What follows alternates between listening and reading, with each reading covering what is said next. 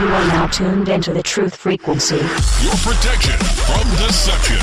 TFR. Truth Frequency Radio. We don't smoke marijuana in Muskogee. We don't take no trips on LSD. We don't burn our draft cards down on that Main Street. We like living right and being free. We went out and met a really interesting fellow named Jonathan. Jack is going to start doing some work with him on his tour guide service, and he's been doing it for a number of years, and his parents were volcanologists, okay? And they came down here 45 years ago studying volcanoes and had him.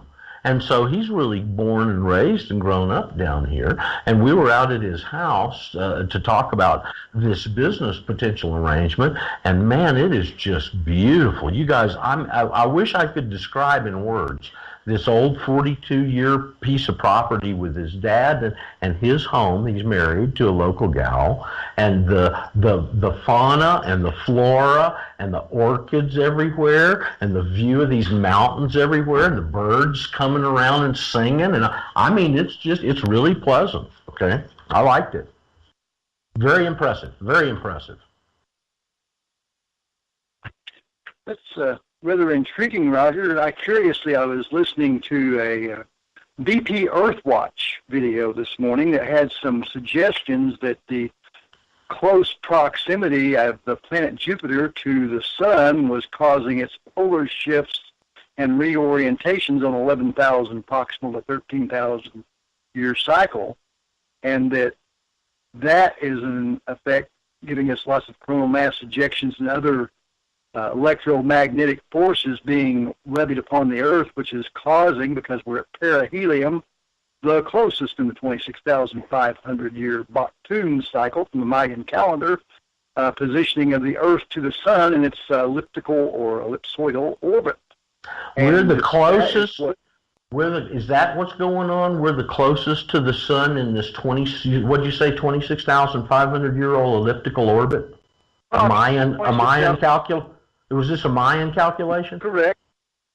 That's correct. Of course, you have to give some consideration to the fact that the calendars have been altered pretty dramatically from Pope Gregor and others of the Julian sorts, or Julian as the case may be, where they altered and added months to the calendar, the difference from the ones that was revealed to Enoch or Enoch by the watchers in the stream and the Nephilim.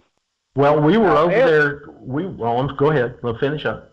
Finish your thought. Well, I was only going to say that it seems to be borne out that we should at least pay some heed and cognize that this relationship between the global or the galactic climate operates on all the different planets, in particular ours, and that if we don't pay attention to these things, then we might be surprised by not knowing and expecting what should be expected by historical replication and repeated occurrences. Thank you. Well, you're very welcome. That seems, there's an unusually active ring of fire here over the last couple of years. We've talked about it and commented on it. The at any time possibility of something happening in California out there.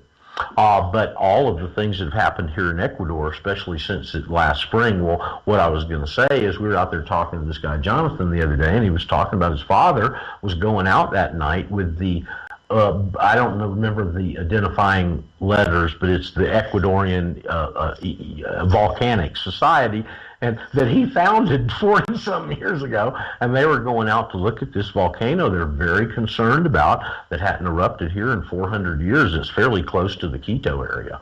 And then they had another one where actual tourists, one of the edges of the lips of Quito is an extinct volcano, and evidently you could go up there and look over into the caldera.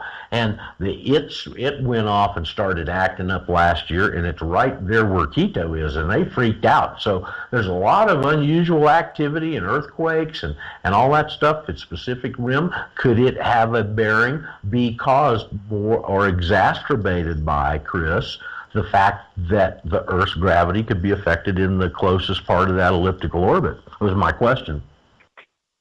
I think. Can I add? Go ahead. Yeah.